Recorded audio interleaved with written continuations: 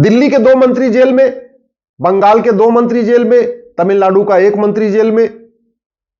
अभी मंत्री और डिप्टी सीएम जेल में जा रहे थे, अब तो मुख्यमंत्री भी जेल में जाने लग गए। झारखंड के मुख्यमंत्री जेल गए, अगला नंबर दिल्ली के मुख्यमंत्री का है।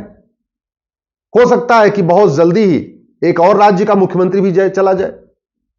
लेकिन सवाल यही है कि क्या मंत्री, मुख्यमंत्री, सांसद, विधायक को जेल में डालने से भ्रष्टाचार खत्म हो जाता है क्या? अगर ऐसा होता तो दिल्ली को भ्रष्टाचार मुक्त हो जाना चाहिए, क्योंकि दिल्ली के डिप्टी सीएम भी जेल में और दिल्ली के हेल्थ मिनिस्टर भी जेल में। बंगाल का भ्रष्टाचार खत्म हो जाना चाहिए, बंगाल के भी कई विधायक और मंत्री जेल में है। तमिलनाडु का भी 1 मंत्री जेल में है, तो तमिलनाडु का भ्रष्टाचार खत्म हो जाना चाहिए।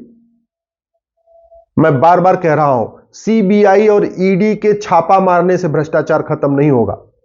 अखबारों की खबर बनेगी, फ्रंट पेज पे फोटो छपेगी, टीवी पे डिबेट होगी, लेकिन भ्रष्टाचार खत्म नहीं होगा।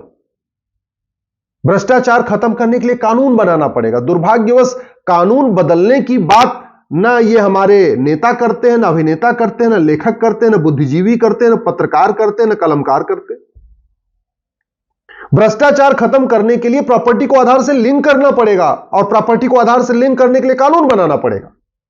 भ्रष्टाचार खत्म करने के लिए 100 रुपए से बड़ी नोट बंद करना पड़ेगा। 100 रुपए से बड़ी नोट की जरूरत ही नहीं है। भारत में 80% लोग पर डे 100 रुपए से कम खर्च करते हैं, और जो 20% लोग 100 रुपए ज्यादा खर्च करते हैं, उनके पास एटीएम, पेटीएम, भीम, UPI, debit card, credit card सब कुछ है।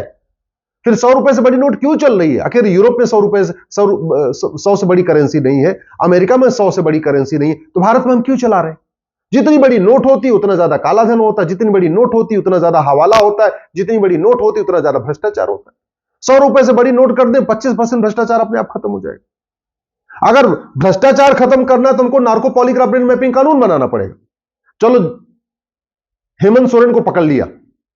अब हेमंत सोरेन, क्या आपको लगता है सारी बात सच सच बता देंगे? क्या मनीष सिसोदिया सारी बात सच बताएंगे? सत्येंद्र जैन सारी बात सच बताएंगे? या जो तमिलनाडु का मंत्री पकड़ा गया वो सब सच बताएगा? क्या नहीं बताएगा? अब ये हाई प्रोफाइल लोग सच बताते नहीं है, पुलिस इनको पीटती नहीं है ढंग से, पुलिस इनको पीट नहीं सकती, ये सच बताएंगे नहीं तो पूरी सच्चाई निकलेगी कैसे? सच्चाई तब निकल के आएगी जब narco test, polygraph test, brain mapping test हो इनका, और उसके लिए कानून बनाना पड़ेगा। लेकिन कोई कानून बनाने की बात नहीं कर रहा है। भ्रष्टाचार तब खत्म होगा जब भ्रष्टाचार को गंभीर अपराध घोषित किया जाएगा। भ्रष्टाचार को भी बलात्कार के जैसा गंभीर अपराध घोषित किया जाएगा। अगर बलात्कारियों को फांसी हो सकती है, बलात्कारियों को आजीवन कारावास हो सकता है, तो भ्रष्टाचारियों को आजीवन कारावास क्यों नहीं होनी चाहिए? फांसी क्यों नहीं होनी चाहिए? दुनिया के कई देशों में तो होती है। चीन में भ्रष्टाचारियों को फांसी होती है, सिंगापुर में भ्रष्टाचारियों को फांसी होती है। भारत में 3 से 7 साल सजा क्यों नहीं कोई मांग कर रहा है कि भाई भ्रष्टाचारियों को फांसी देने, आजीवन कारावास देने के लिए कानून बनाया जाए?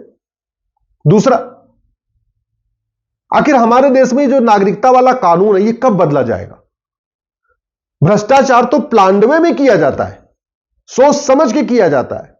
भ्रष्टाचार तो लाइफ को एंजॉय करने के लिए किया जाता है, लग्जरी लाइफ जीने के लिए किया जाता है। भैया ठीक है, मर्सिडीज खरीदेंगे, फार्म हाउस खरीदेंगे, फ्लैट खरीदेंगे, बंगलो खरीदेंगे, प्लांडवे में किया जाता है। तो फिर 100% प्रॉपर्टी जब्त करने वाला कानून क्यों नहीं बन रहा है? भ्रष्टाचारियों की नागरिकता खत्म करने के लिए कानून क्यों नहीं बन रहा है? भ्रष्टाचार तब खत्म होगा जब भ्रष्टाचारियों की 100% प्रॉपर्टी जब्त करने, इनकी नागरिकता खत्म करने, इनको आजीवन कारावास, फांसी देने के लिए कानून बनेगा। और दुनिया के कई देशों में है, भारत में नहीं है। लेकिन कोई भी नेता, अभिनेता, लेखक, बुद्धिजीवी, पत्रकार, कलमकार भ्रष्टाचारियों को फांसी देने, भ्रष्टाचारियों की नागरिकता खत्म करने, भ्रष्टाचारियों का narco test, polygraph, brain mapping करने के लिए कानून बनाने की मांग नहीं करता।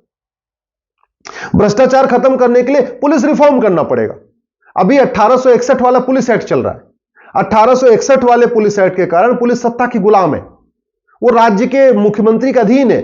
अरे जब राज्य के मुख्यमंत्री के अधीन है तो जैसा सत्ता चाहेगी वो पुलिस सत्ता के इशारे पे नाचेगी। अल्टीमेटली पुलिस वाले भी बेचारे बाल बच्चे वाले होते, अगर नहीं बात मानेंगे सत्ता की तो उनको ट्रांसफर किया जाएगा। हर महीने उनको दौड़ाते रहेंगे, ना उनके बच्चे पढ़ पाएंगे, ना ठीक से स्टेबल हो पाएंगे। तो मजबूरी में क्या करे, वो सुनते, ट्रांसफर का खौफ उनके ऊपर रहता है। अगर भ्रष्टाचार को जड़ से खत्म करना है, 1861 वाला पुलिस एक्ट खत्म करना पड़ेगा, एक 1 नेशन 1 पुलिस कोड लागू करना पड़ेगा।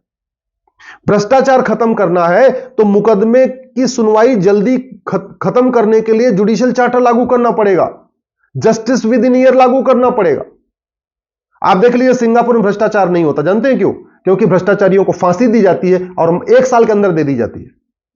सिंगापुर में नशा तस्करी नहीं होती, क्यों? क्योंकि नशा तस्करों को फांसी दी जाती है और 1 साल के अंदर दी जाती है। जिन देशों में जस्टिस विद इन ईयर लागू है, यानी 1 घंटे के अंदर एफआईआर होता है, 1 महीने के अंदर जांच पूरी होती है और 1 साल के अंदर फैसला हो जाता है, मुकदमे का फैसला साल भर के अंदर हो जाता है, वहां भ्रष्टाचार नहीं है। भारत में 70,000 करोड़ का कॉमनवेल्थ घोटाला हुआ, 1,76,000 करोड़ का 2G घोटाला हुआ, 1,86,000 करोड़ का कोयला घोटाला हुआ,